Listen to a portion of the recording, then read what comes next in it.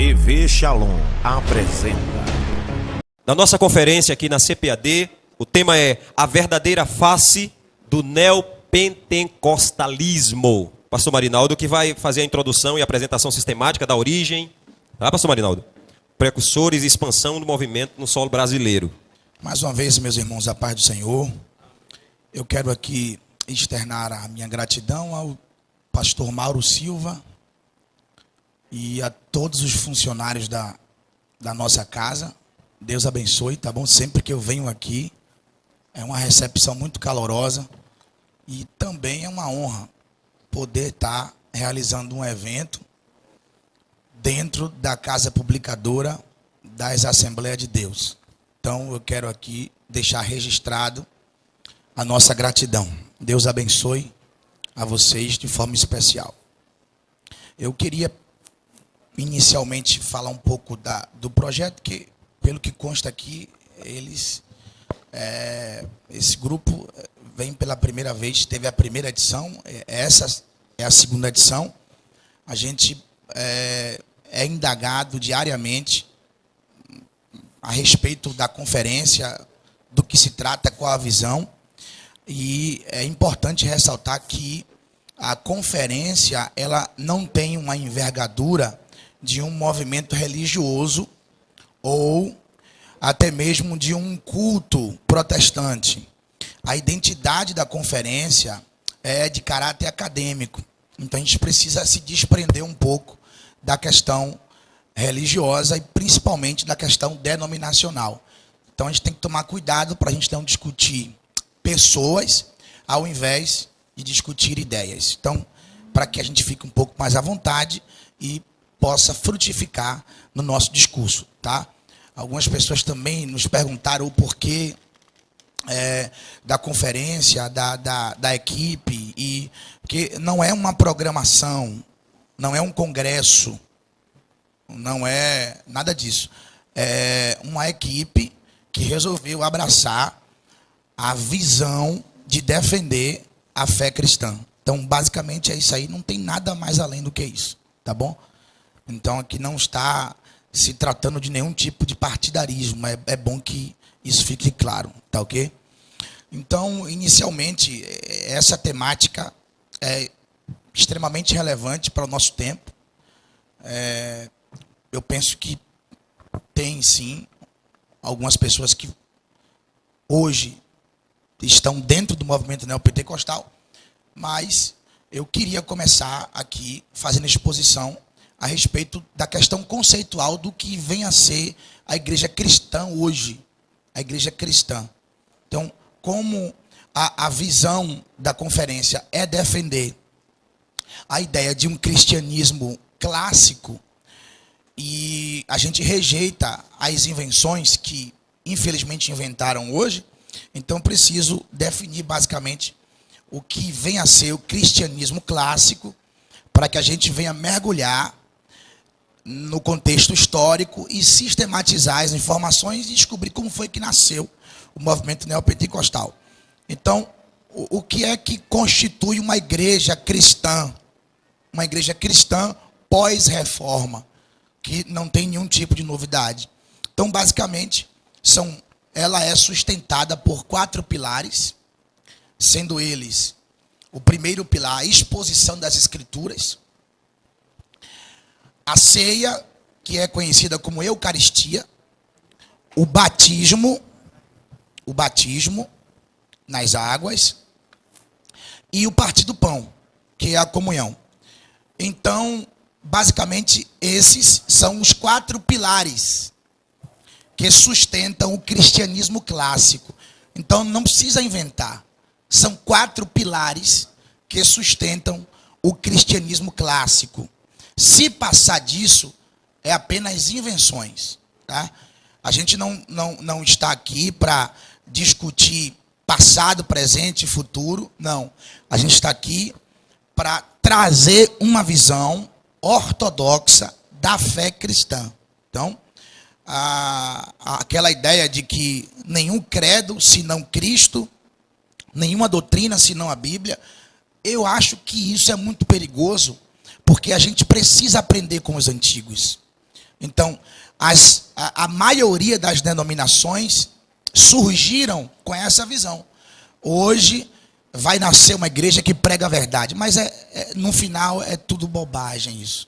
Eu acho que uma igreja sempre vai completar a outra e nenhuma igreja vai alcançar a perfeição a menos que Cristo seja formado em nós. Diz a Bíblia que essa é a esperança da glória. Então, o cristianismo clássico é composto com esses 4 pilares. E pós-reforma, a gente sabe muito bem do que aconteceu. Houve um brado de liberdade, onde nasceu a igreja protestante.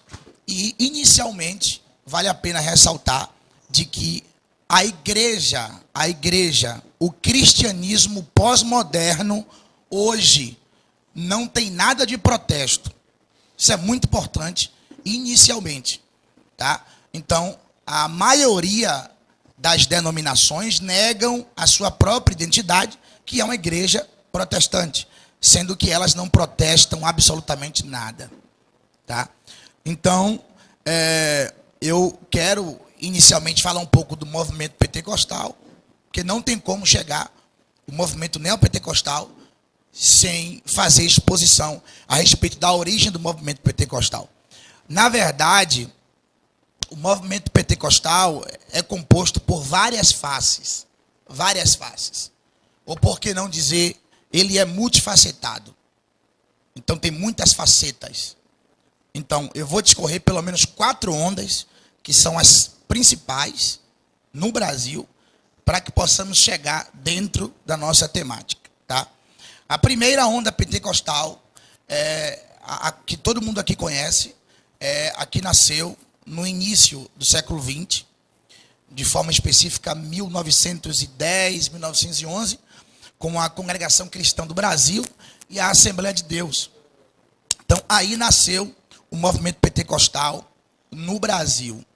Então, a partir dessa primeira onda, eles enfatizavam 2 situações que eram abordadas constantemente na igreja, que era santificação e evangelismo. Então, essa primeira onda pentecostal nasceu pautada nesses 2 pilares, santificação e evangelismo. Basicamente era isso aí. A segunda onda pentecostal, ela já começa a partir de 1950. 1950, aí nasce a Igreja do Evangelho Quadrangular, o Brasil para Cristo, Igreja Pentecostal Deus e Amor, dentre outras. Nova Vida, fundada pelo bispo Robert McAllister, o pai de Walter McAllister. E essa segunda onda nasceu com a ideia de tenda, cura, milagre, libertação. Então eles já começaram a não desprezar, mas a dividir o púlpito com essas novas ideias. Então já não se enfatizavam tanto a santificação e o evangelismo quanto a primeira onda. Então a segunda onda, que surgiu as cruzadas, tenda dos milagres, oração pelos enfermos, libertação, enfim, essa é a segunda onda pentecostal.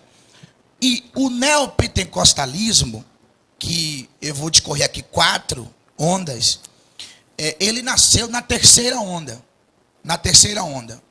A terceira onda pentecostal, aí, a partir da década de 70, que começou a surgir a terceira onda pentecostal aqui no Brasil.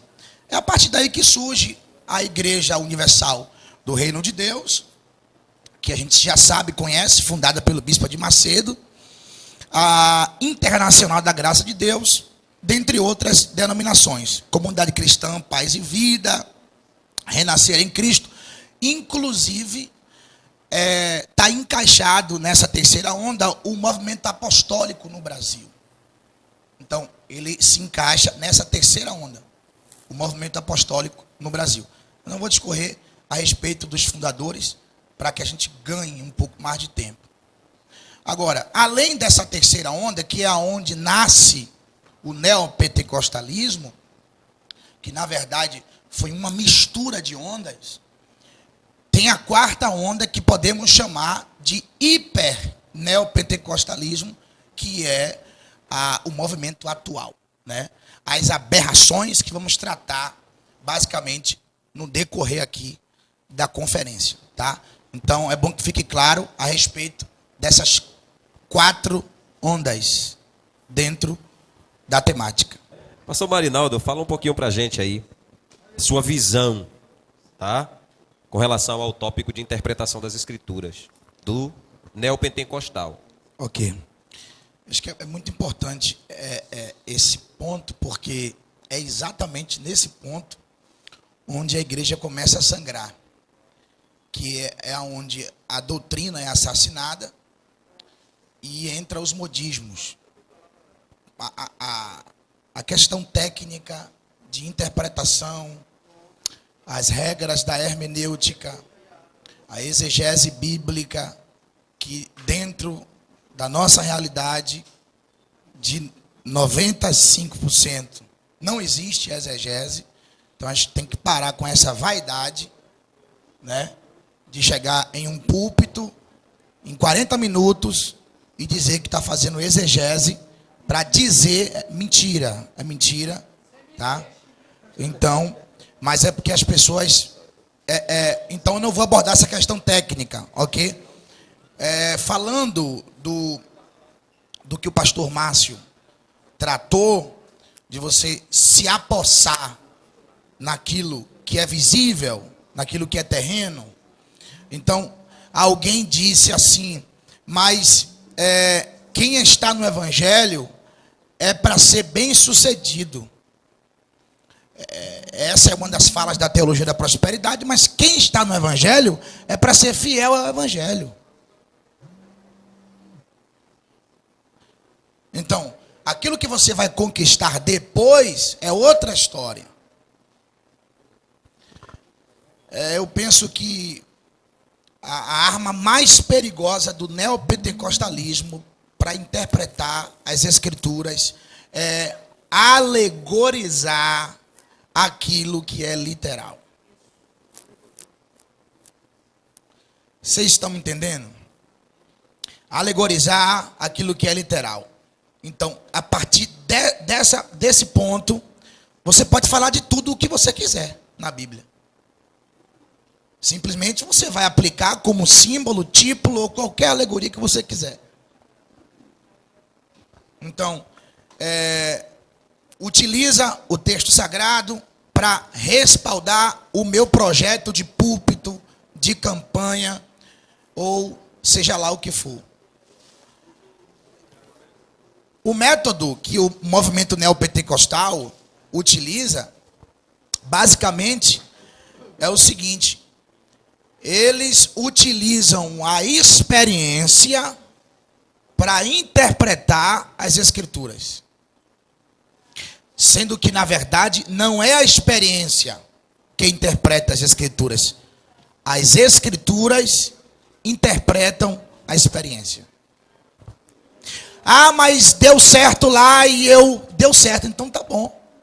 Fique com o seu deu certo, que eu vou ficar com a Bíblia. É difícil de entender isso.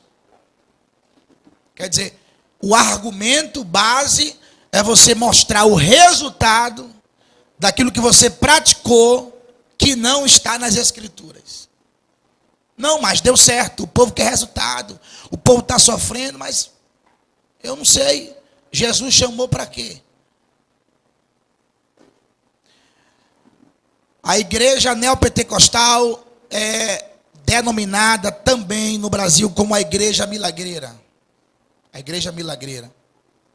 A igreja que precisa ter milagres, senão Deus não está naquele lugar.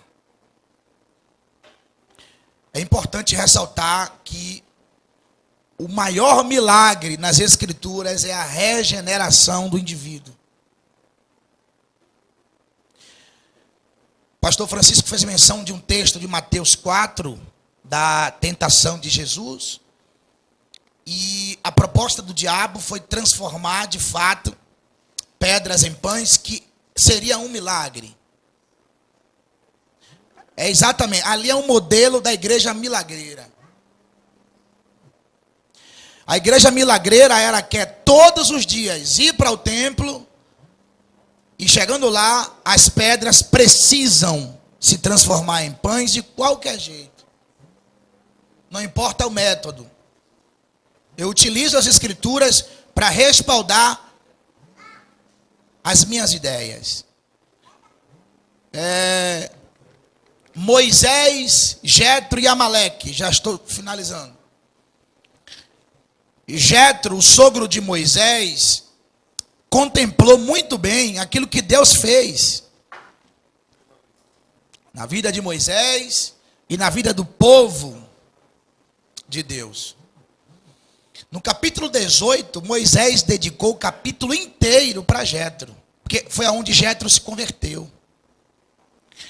Mas o porquê que Jetro se converteu no capítulo 18 de Êxodo ou de Shemote, seja lá como vocês preferirem. Porque Jetro observou que no capítulo 17, Moisés derrotou Amaleque. A libertação do povo do Egito, os milagres que Deus fez antes do capítulo 17, não chamou a atenção de Jetro.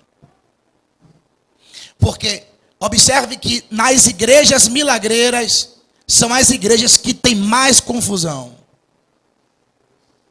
Isso não é uma simples coincidência. Você precisa analisar. Nas igrejas milagreiras são as igrejas que têm mais confusão.